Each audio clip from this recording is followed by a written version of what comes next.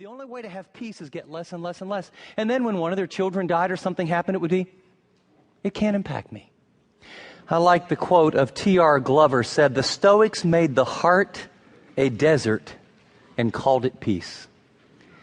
And I don't know about you, but we got a little problem here. If getting more can never bring contentment, and if desiring less, then the question is, how can we be satisfied today?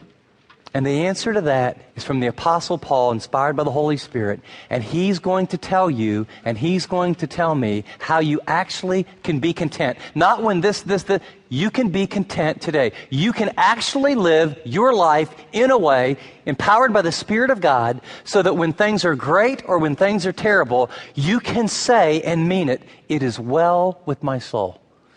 And you're going to learn it today. In fact, when I got thinking about this, we should have charged people to come in.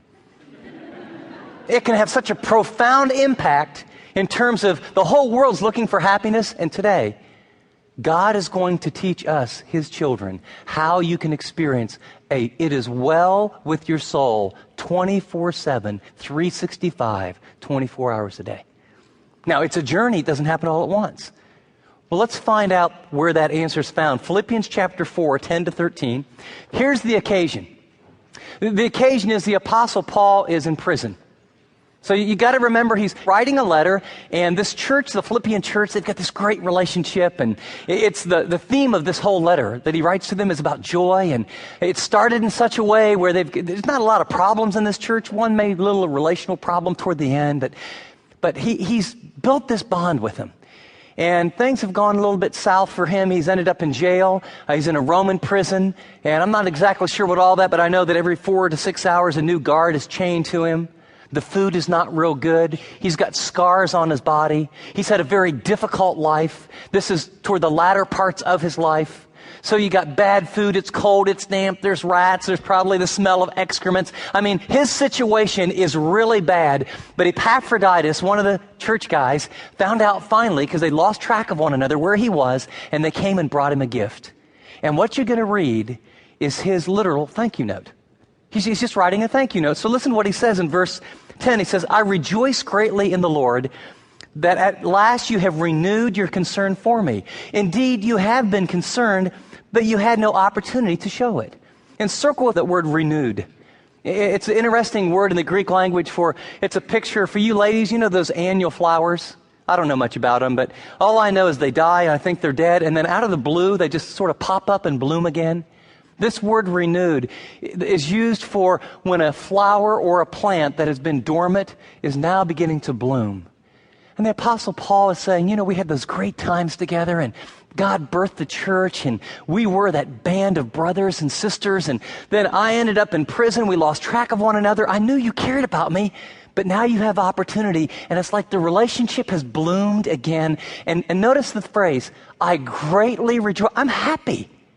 I'm sitting in this prison, but I greatly rejoice in the Lord. And then notice he's going to clarify his motives, because I don't know about you. Sometimes if you've helped someone, this is the only church we know of early on that financially supported Paul. That was the first one.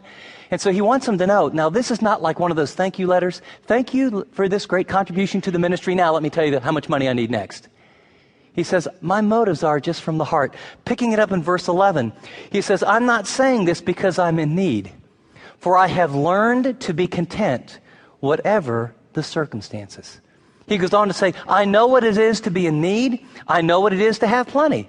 I have learned the secret of being content in any and every situation, whether well-fed or hungry, whether living in plenty or in want." Now, would you go through and take the word learned and put a box around it and then skip down where he says, "I've learned again"? It's very interesting. This isn't a tense of the verb. It's not present tense. I am learning to be content. This is a tense of the verb that's punctiliar, seeing something. He basically is saying, in this journey with God, I've had mountain peaks and low times. I remember when I had a lot. I was a young man. Some say he may have been the most brilliant mind of his time. He was schooled under the man named Gamaliel, which was sort of the intellect. He got his MBA and his doctorate at Harvard Business School of his day and graduated number 1. He was a Pharisee. He came from an upper crust family.